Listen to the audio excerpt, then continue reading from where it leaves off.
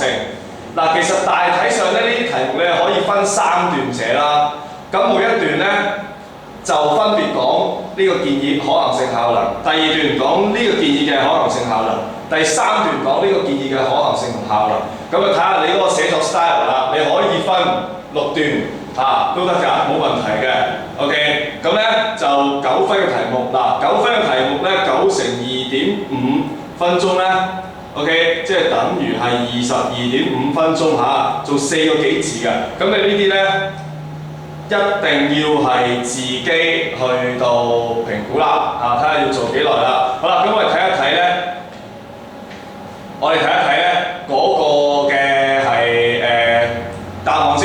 好啦，嗱，首先，好啦，嗱呢一度咧先講咗咧係1號仔嘅 OK 1號仔嘅呢個建議啦。喺食肆捐贈剩餘食物俾志願團體方面咧，呢個建議係具一定可行性喎。嗱，你個主題句咧一定係要講到咧嗰個嘅可行性先嚇。咁呢度先講可行性，咁咧呢度講可行性啦嚇。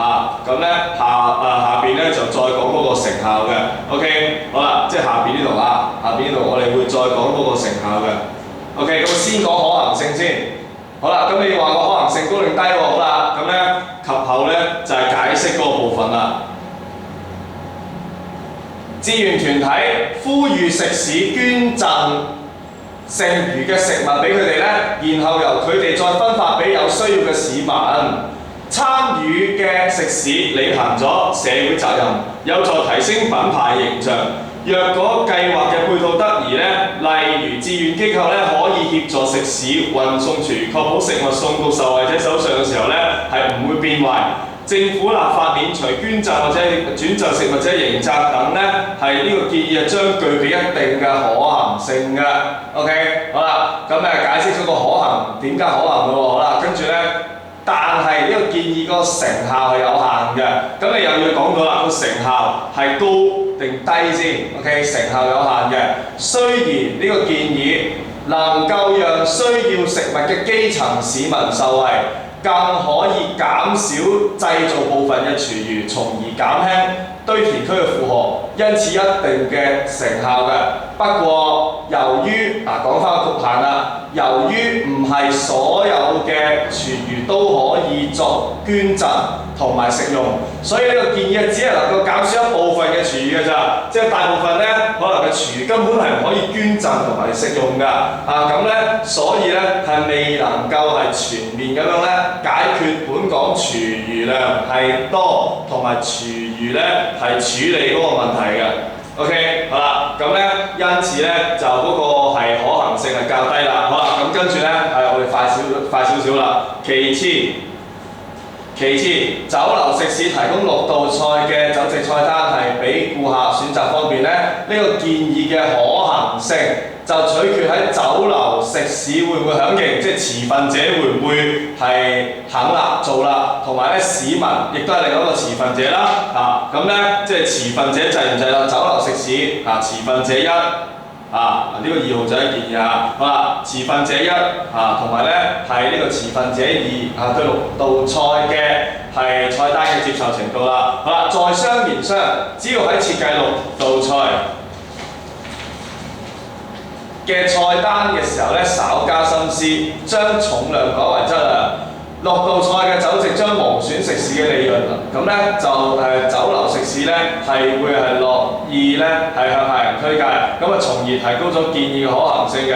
咁另外一方面啦，現時市民嘅嗰個嘅係環保意識咧係日漸提升啦，加上咧係較少為咗體面而點大量嘅餸，故此咧6道菜嘅酒席菜單咧應該會受到市民嘅歡迎，提高呢個建議嘅可行性嘅。OK， 好啦，咁建議酒樓食肆提供6道菜嘅菜單俾顧客選擇咧，咁對解決本港廚餘嘅問題嘅成效都係較大㗎。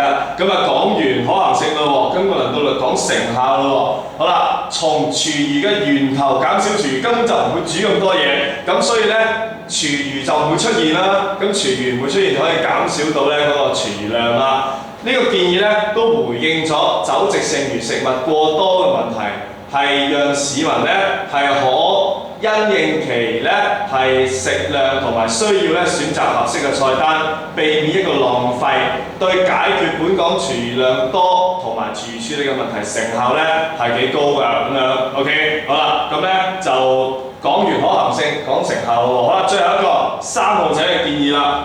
喺興建有機廢物處理中心方面呢，呢個建議可行性呢就受制於有機廢物處理中心嘅選址啦。好啦，如果呢嗰個選址係近民居嘅話呢，廚餘產生嘅氣味呢，就呢持份者肯唔肯啊？居民肯唔肯啊？造成不良嘅影響同埋滋擾喎，可能會招來區內居民嘅反對同埋抗拒，因此令興建有關設施嘅可行性係大減咁樣啊！即係呢，而家香港好多人呢都話個叫做係不要在我家後院症候群啊嘛即係最好呢興建任何呢係對於自己本身呢個利益受損害或者生活素質受損害嘅呢，最好呢你係唔好起喺我度，係唔好起喺我屋企隔離，你喺佢屋企隔離啦咁樣。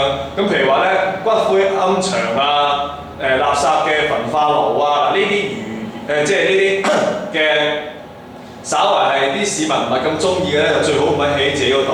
咁所以咧呢一個咧，通常就叫做咧不要在我家後院症候群啦。咁咧解釋咗嗰個嘅係持份者制唔制啦 ？OK， 所以咧唔制咁咧係嗰個可行性係大減啦。而且咧呢個建議成效唔大嘅，點解啊？呢個建議雖然能夠妥善處理廚餘，將廚餘製成有機肥料轉廢為能，減少浪費，從而減輕堆填區嘅負荷，但係本港廚餘好多㗎，你起2個有機廢物處理中心呢，未必足夠應付大量嘅廚餘。OK， 加上呢個建議係屬善後式嘅處理方法，未能從我哋話嘅源頭減廢，未能從根本解決廚餘量大嘅問題，因此並非解決本港廚餘問題嘅最佳方法。OK， 好啦，嗱，你要留意一點就係呢，其實呢冇話特定答案㗎。你話到個可行性係高咩？你就要講到持份者係制嘅，資源係做到嘅。OK， 同埋執行上冇困難嘅，咁你就可以係一個可行性高嘅一個建議㗎啦。咁你話可行性低咩？你就要講到頭先嗰幾樣嘢，點解係一個限制，所以令到呢一個建議根本上唔可行。咁因此呢，你唔係有特定答案嘅，你係要講高，你就要講到佢有幾高相反低就要諗下點樣係從嗰3方面去諗。究竟呢個可行性點解係低？咁個成效都冇特定答案㗎。你可以講佢高，可以講佢低冇問題㗎喎。你要講到佢就係話能唔能夠針對到即係最緊要個成效就係話能否係針對得到問題嘅核心，解決到問題呢就得㗎啦。嗱，方向上一定係咁嘅。嗱，跟住接下來呢，呢一個實戰呢 OK， 好啦，咁你呢就如果呢你係都唔好啦，翻屋企有時間嘅就做到佢。嗱，呢一個呢實戰呢就係呢個我寫漏咗啦，就係舊年嘅 DSE 卷入邊嘅其中一條題目嚟㗎。咁因此呢，就你就同我俾心機翻去就做到佢咁呢就係咁多啦。